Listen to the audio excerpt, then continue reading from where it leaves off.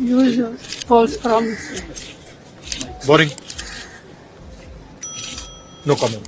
No, only the president was getting very tired by the end. Repeating the same thing again No, and she again. could hardly speak for him. Sonia Gandhi के इस बयान से देश की सियासत में भूचाल आ गया है। सोनिया गांधी ने अंग्रेजी में ये बयान राष्ट्रपति द्रौपदी मुर्मू को लेकर दिया है।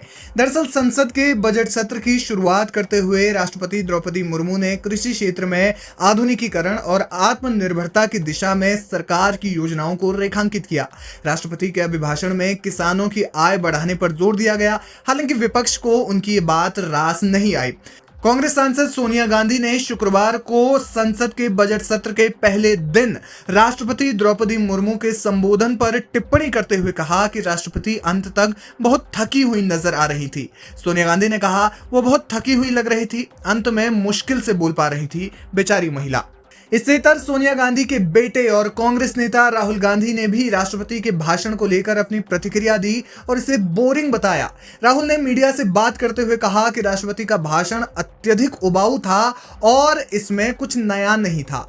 कांग्रेस नेताओं के इन बयानों के बाद राजनीतिक हलकों में चर्चा शुरू हो गई है। सत्ता पक्ष के द्वारा इस मुद्दे पर कांग्रेस को घेरने की प्रबल संभावना बन रही है। राष्ट्रपति मुर्मू ने अपने संबोधन में कहा था कि सरकार कृषि क्षेत्र में सुधार के लिए लगातार काम कर रही है और किसानों की आय बढ़ाने पर विशेष ध्यान दिया जा रहा है। मुर्मू ने शुक्रवार को कहा कि अनुच्छेद 370 हटाए जाने के बाद जम्मू कश्मीर में विकास का एक नया वातावरण बना है तथा इस केंद्र शासित प्रदेश में लोकसभा चुनाव एवं विधानसभा चुनाव अत्यंत शांतिपूर्ण माहौल में संपन्न हुए हैं।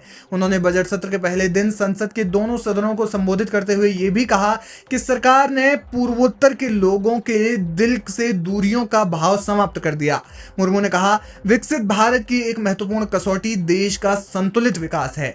किसी क्षेत्र में यह भावना नहीं होनी चाहिए कि वे विकास में पीछे छूट रहे हैं। उन्होंने कहा कि सरकार ने पूर्वोत्तर के लोगों की इन्हीं भावनाओं को समझा, उनके दिल से दूरियों का भाव समाप्त किया तथा 10 से अधिक शांति समझौते कर सरकार ने अनेक गुटों को शांति के मार्ग से जोड़ने का काम किया है। राष्ट्रपति ने इस बात का उल्लेख किया कि पूरा देश पूर्वोत्तर के 8 राज्यों की संभावनाओं को देख सके। इस दिशा में पहले अष्टलक्ष्मी महोत्सव का आयोजन किया गया। Usual false promises. Boring.